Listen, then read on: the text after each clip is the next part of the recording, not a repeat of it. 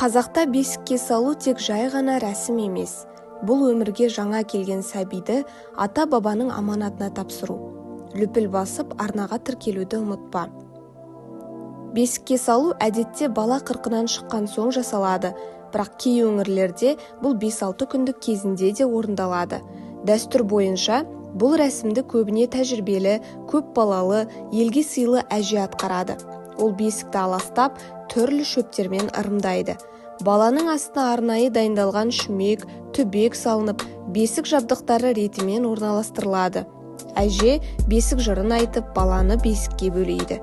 Салтанатты сәтке туыстар жиналып, арнайы дәм дайындалады. Бұл рәсім шілдехана немесе бесік той деп аталады. Қонақтар бесікке байғазы беріп, бұл да баланың болашағына тілек білдірудің белгісі деп санайды.